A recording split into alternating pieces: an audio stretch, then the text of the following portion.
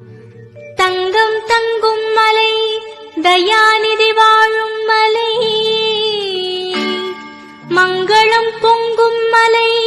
மணிவண்ணன் ஏழுமலை, தேவர்கள் பூஜை செய்ய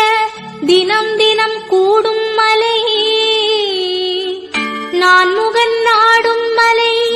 பூமகள் போற்றும் மலை, புண்ணியம் நிறைந்த மலை, புனிதம் செறிந்த மலை, என் கால் படுவதற்கு மன்னிப்பு வேண்டுகிறேன். உச்சிக்கு வந்த பின்பு உள்ள